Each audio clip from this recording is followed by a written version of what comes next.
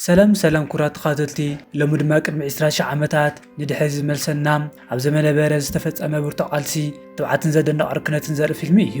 ኣብዚ ዛንታ ወዲ ሰብ ኣብቲ ኣዝዩ ቆሪርን ሓደገኛ ዝነበረ ግዜ ብኸመይ ምስ ተፈጥሮ ይቃለስ ከም ዝነበረን ከምኡ እውን ኣብቲ ኣብ መንጎ ወዲ ሰብን ተኹላን ዘሎ ታሪኻዊ ምትእስሳር ብኸመይ ከም ተጀመረ እናተዓዘብና ንፊልመይ ላይክ ንቻነለይ ሰብስክራይብ ብምግባር ንቐጽል። ዛንታና ቅድሚ 20 ዓመት እዩ ዝጅምር። ታው ዝተባሃለ መራሒ ንተኸተልቲ ሒዙ ንኽረምቲ ዝኸውን ምግቢ ንምእካብ ሓደን ይወፅእ። ኣብቲ በረኻና ተጓዕዙ ከለዉ ኣብ ርሑቕ ሓደ መገሶ ገባይ ክጓሰዩ ይርእዩ። ታው ኢዱ ብምልዓል ንሰባት ንኽዳለዉ ምልክት ሂቦም ቀሲሎም ነቲ ሓውኡ ምስ ቀረቡ እቲ ግዜ ምስ ኣኸለ ይጥቅዕዎም። ኣብ መጀመርታ ኩሉ ነገር ብፅቡቅ እዩ ይኸይድ ነይሩ። ኩናት እናደርበዩ ይሃድኑ ነበሩ። ሃንደበት ግን ሓደ ብርቱዕ ዝተቆጣዕ ጎባይ ተጠውዩ ቀጥታ ናብቲ ንእሽተይ ወድታዊ ዝኾነ ኪታ ገጹ ብምሕላፍ የጥቅዖም። እዚ ንኪታ ቀዳማይ ሃደኑ ስለ ዝነበረ ብፍርሒ ዕራዕ በለም። ንምህዳን ወላ እንተፈተነም እቲ ጎባይ በፂሑ ሓፍ ኣቢሉ ናብ ኣየር ደርበዮ። ኪታ ብብርቱዕ ተሃስዩ ኣብ መሬት ወደቐም። እቲ ጎባይ ድማ ኣብ ቆርኑ ጠሊፍዎ ናብ ሓደ ጸዲፉ ገጹ ብጉያ ምርሐም። ታው ነዚ ኩሉ ነገር ይርኢ ነበረም። ወዲ ክድሕን ክጽውዕ ከሎ እቲ ጎባይ ድማ ናብቲ ጸድፊ ይግስግስ ነበረም። ብጭንቀት ኩናቱ ብምሉእ ሓይሉ ደርብዩ ነቲ ጎባይ ወግኦም። ዋላ እኳ እንተቆሰለም እቲ ጎባይ ግን ደው ክብል ኣይከኣለን። ኪታ ኣብ ቆርኒ እናሃለወ እቲ ጎባይ ካብቲ ጸድፊ ጸዲፉ ናብቲ ማዕሙቕ ሽንጥሮ ወደቐም። እቲ ዛንታ ሓደ ሰሞን ድሕሪት ይበልሰና። እቶም ነገድ በታ ምሸት እቲኣ ንዓብዪ ሓደ ነፅዋር ምዳልው ነበሩ። ኣደ ኪታ ናብታ ብምጥማት ብህድኣት በጃኻ ምጽኻ ይትውሰዶ ከምኡ ግን ኣዝዩ ንእሽተይ እዩ ክስእኑ ይደልን እየ ትብሎም። ታው ቁሩብ ሰቂሉ ክረምቲ ይመጽእ ስለ ዘሎ ሕጂ እንተዘይሃዲና ህዝብና ብጥሜት ክሃለቕ እዩ ኢሉ ይመለሰላ። ንጽባሓይቱ ንጎ ታውን ደገዶን ንሃደን ተበገሱ። ንነዊሕ ሰዓታት ተጓዒዞም ናብቲ ንዘኽረቡ ሓጎታቶም ቀደም ዝተሃንጸ ሓወልቲ እምኒ በጽሑ። ኣብቲ ነገድ ሓደ ልምዲ ነይሩ። ሓደ ሰብ ኣብ ሃደን ተረኣ ሞይቱ ዝኽሪ ክኾኖ እምኒ ይሰቓቑልሉ ነይሮም። ታውን ሰዓውቱን ንቕድሚት እናገስገሱ ከለዉ ምስ ካልእ ሃደን ዝወፀ ነገድ ተራኺቦም ብሓባር ንመጓዓዝ ተስማዕምዑ። ምሸት ሓደ መፍለስ ሓዙ። ነዚ ናይ ምቕታል ዕማም ንኪታ ሃብዎም። ኪታ ግን ቅድሚ ሕጂ ጣንጡ እኳ ቀቲሉ ስለ ዘይፈልጥ ነቲ መፍለስ ንኽቆስሎ ካብ ዓቕሙ ንላዕሊ ኾኖም። ታው በዚ ብምጉሃይ ከምዚ ትጠራጠር እንተረኣ ኮንካ መራሒ ናይ ነገድ ክትከውን ኣይትኽእልን ኢኻ። ንቦታኻ ንኻልእ ሰብ ካብ ምሃብ ወፃኢ ኣማራፂ የብለይን ይብሎም። በታ ምሸት እቲኣ ኩሎም ኣብ ዙርያ ሓዊ ኮፍ ኢሎም ነቲ ዝሃደንዎ እናበልዑ ከለዉ ሃንደበት ኣብ ጥቖም ድምፂ ኣራዊት ተሰምዐም። ታው ኩሉ ሰብ ንኽዳሎ ብቁልጡፍ ተጠንቀቐ። ኮይኑ ግን ቅድሚ ምድላዎም ሓደ ኣንበሳ መፂኡ ካፓ ንዝተባሃለ ንእሽተይ ቆልዓ ጎቲቱ ናብ ጸልማት ወሰዶም። ንጽባሓይቱ ንካፓ ሓወልቲ ሃኒፆምሉ ሃደኖም ቀጸሉ። ንሰዓታት ተጓዕዙ። በታ መዓልቲ ግና ብቑዕ ግዳይ ስለ ዘይረኸቡ ምሸት ኣብ ሓንቲ በዓቲ ዕረፉ። ኣብ ውሽጢ እታ በዓቲ ታው ኢድ ኪታ ሒዙ ናይ ከዋኽብቲ ንቅሳት ነቐሰሉ። ኣብታ ለይቲ ነዞም ከዋኽብቲ ኣብ ሰማይ ጠሚትካ መንገዶም ሰዓብ ናብ ገዛኻ ክመርሑኻ እዮም ድማ በሎም። እዚ ካብ ንቅሳት ንላዕሊ ኣብ ከዋኽብቲ ዝተጻሕፈ ካርታ እዩ ነይሩ። ከምኡ እውን ዝጠፍአ ሓደናይ ናብ ነገዱ ዝምለሰሉ መንገዲ እዩ። ንጽባሓይቱ ሓድሽ ትርጋጽ ናይ ጎባይ ረኺቦም ብስቕታ ስጉምቲ ብስጉምቲ ተኸታተልዎም። ልክዕ ግዚኦም ዝኣኸለ ድማ ብሓባር የጥቅዑም። ልክዕ ኣብዚ እቲ ዛንታ ናብ ዝጀመረሉ ይምለስ። እቲ ዝተቆጣዐ ጎባይ ንኪታ ሃስዩ ካብቲ ነዊሕ ጸድፊ ደርበዮም። ኩሉ ሰብ ብስምባለ ደሪቑ ተረፈም። ኪታ ወዲቑ ዝሞተ እዩ ዝመስሎም ነይሩ። ናብቲ ጸድፊ ምስ ቀረቡ ግን ኣብ ሓደ ጸጊዕ ናይ ከውሒ ተንጠልጢሉ ብሂወቱ ረኽብዎም። ታው ንወዱ ከውፅኦ ኢዱ ምስ ሰደደም ቅድሚ ዝኾነ ሰብ ምሕጋዙ ኪታ ኢዶም ሊጥዎ እንታሕቱ ወደቐም። እቲ ዘሕጉስ ግን ክሳዕ ታሕተ ወደቐን። ኣብ መንገዱ ምስ ገለ ኣኻውሕ እናተጋጨወ ኣብ ሓደ ጸቢብ ጸግዒ ሃለዋ ተጥፊኡ ተረፈም። ታው ነዚ ምስ ረኣየ ክወርድ ዋላ እንተፈተነም እቶም ካልኦት ነጎደ ግን ደው ኣበልዎም። ግዜ ሓለፊ ታው ካብዚ ክንዲ ዝኣክል ቁመት ወዲቑ ብሂወት ክተርፍ ዝኽእል ሰብ የለን በልዎም። ታው ግን ክሰምዖም ኣይደለየን። ኣብ ገማግም ናይቲ ጸድፊ ኮፍ ኢሉ ስሙ ወዲ ደጋጊሙ ፀውዐም። ጸልመቶ እሞ ዝኾነ ምላሽ ኣይነበረን። ኪታ ኣይተንቀሳቐሰን። ኣብ መወዳእታ ታው ብዝተሰበረ ልቢ ወዱ ከም ዝሞተ ተቐበለ። ንጽባሓይቱ ንጎ እቲ ነገድ ንኪታ ናይ መወዳእታ ክብሪ ሂቦም ሓወልቲ ሃኒፆምሉ ነቲ ዝሃደንዎ ቁሩብ መግቢ ሒዞም ጉዕዞኦም ቀጸሉ። ሰዓታት ሓለፈም። ኪታ ግን ገና ሃለወት የመለሰን ነይሩ። ሃንደበት ሓንቲ ኣሞራ ካብ ዝመጸ ዘይተባሃለት መጺኣ ዝሞተ መሲልዋን ታሕቱ ወረደት። እታ ዑፍ ክትጎቶ ምስ ጀመረት ኪታ ብሓንሳዕ ብብርቱዕ ሓይሊ ኣዒንቱ ኸፈተም። ነታ ኣሞራ ብኽሳዳ ሒዙ ናብቲ ጸድፊ እንታሕተ ደርበያ። ብብርቱዕ ድማ ይትንፍስ ነበረም። ኪታ ኣብ ዙርኡ ምስ ጠመተ ኣብ ልዕሊ ሓደ ማዕሙቕ ሽንጥሮ ዝርከብ ጸቢብ ከውሒ ተንጠልጢሉ ከም ዘሎ ተረድኦም። ንሓገዝ ክጽውዕ ጀመረ። ድምፁ ግን ማንሱ ክሰምዖ ኣይከኣለን። ነዊሕ ፀንሐ ድማ ነቲ ሓቂ ተረድኦም። ኸዲሕኖ ዝመጽእ ዋላ ሓደ ሰብ ኣይነበረን።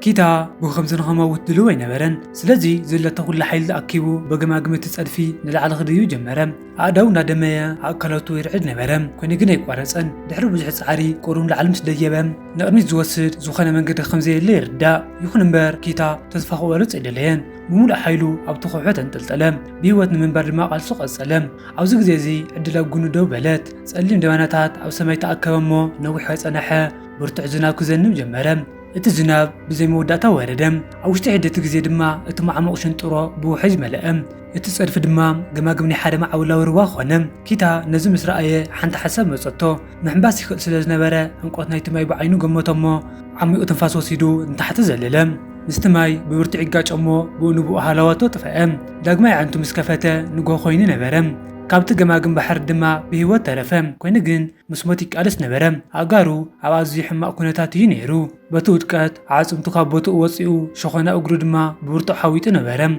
بأنزا نقوي كيتا أجرا موج خلت أخو حقتهم مو بعد برتو أنزا نتعص منابوتو أمالسهم دحريو حدد الجفر بمسوار كمركز جيرون أجرو دقفهم بهدات بورتو أنزان دقما نفتو زوادو قلو تعفناي تسألف ديبم إتاو أزر أي نجرجن نلبو سوارم بسمو نأمن مذكر حاول تتهانسو نبرم نجدو زموتا مصيركم قريفهم وخيدم عينتو بنبعات ملأم بوركو تنبركو خدما بزمكو تسأرك بكل جمرم أوزق زيزي أو دحريقو حدا زاقرم دمس سامعم قلت مسفلم حدا منغانا يتوخالو أفتي تأمتو ونورو كلمة حدا نجر مقوارو وتم تخالو ناو قوز بقويات قعوم كيتا بسن بعدين بفرحن نابتحن تبتقوز نبارت كديو فتنم حدا تخلاقن نتازو أسالت أقرقواتيتو بأنزان تحت وردم كيتا بقول طوف نائبنا سؤارو سيئو نتتخلا بورتو عقصلم دحريقو نابتزل عالج أفنايتو ديبم እቶም ዝተረፉ ተኻሉ ኣብ ታሕቲ ዘውሩ ስለ ዝነበረ ድማ ተንፋሱ ክሳዕ ዝቋረጽ ይትንፍስ ነበረ በታለይቲ ኬታ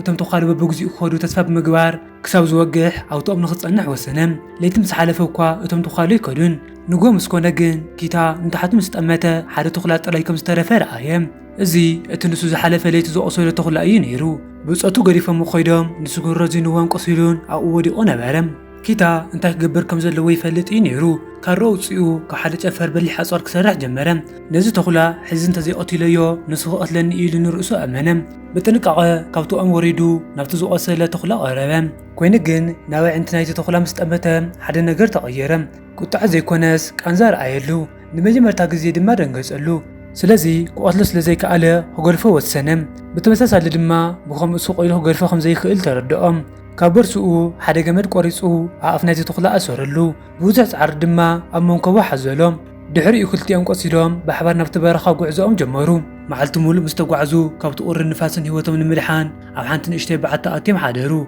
نصبحت نلقوا كيتا قال برخا وتكل تأكيو بمجفلاق عفتزو أصل أكلاتو لقيهم كاب حدا وتقوز نبرر وما الناس تيخلهم تتخلا نتوقفز نبرر جمد اللي أمو كيتا جلس إدو مسرائي دينجز كوينجن أو كنت زربش بدأت منفوسوس نعم قصيلو ناتو تخلا بمقرب ما هاوم تتخلا نخيتا نمفرح أصنانو كتيتو غازمولوم كيتا جن ندحرت كبالة تنبركي خندقنا نتما يقرب اللمو بدأت ترادوهم أبتا ساعات تتيام تتخلا مغزان قدفهم نكيتا مستأمتو نمجي مرتاقزيه زود سبزي سلاي وخم زي كونه تردوهم كوتا محلتتي اندحار أمونغو خلتيهم بحيل زي كونس بدلت دحنتن متأمانن زتفتر زي تصبي ومتأثر جمرم دحري وكيتا نقص لنايتي تخلا كحسغاتا ترسحت بالتنقع قصريو فوسط كلت لخيلوم مشات كيتا حانت مانت لهادينو نبت بعت مستملسة حواء وقيدو خطبسا جمرم اتتخلا جانا سقام استسمع عقن نتمانت لهم من زعفتنا كيتا بونو أمولي سقازو ملو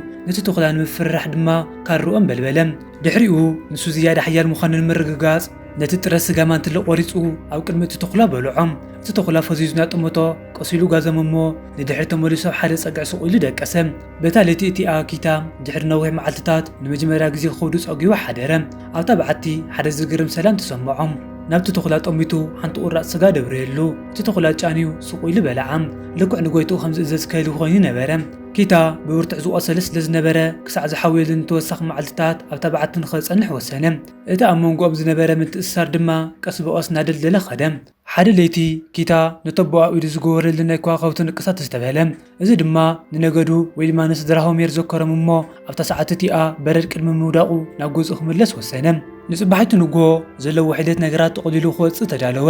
ናብቲ ተኹላ ጠሚቱ ብህድኣት ናብ ናይ ናትካ መንጋ ተመለስ መሳኺ ክትመጽእ የድልየካኒ ይበሎ። እቲ ተኹላ ግን ክንቀሳቐስ ኣይከኣለን። ኪታ ብኢዱ እንዳዋዛወዞ ክሰጎን ተፈተነ እውን እቲ ተኹላ ስቑኢሉ ይጥምቶ ነበረ። ስለዚ ኪታ ኢሉ ቦይኑ ጉዕዞኡ ጀመረ። ድሕሪ ቅዱ ግዜ ግን ሓደ ነገር ስዕዎ ዘሎ ኮይኑ ተሰሚዕዎም። ንድሕሪ ትግልጽ እንተበለ እቲ ተኹላ ብስቕታ ይስዕዎ ነይሩ። ኪታ ነቲ ተኹላ ንምፍራሕ ሸበጥ ኣልዕሉ ደርበየሉ። እቲ ተኹላ ግን ኣብ ክንዲ ዝሃድም ነታ ሸበጥ ብኣፉ ሒዙ ልክዕ ከም ከልቢ ጭሩኡ ናብ በልበለ ናብ ኪታ ተመልሰ።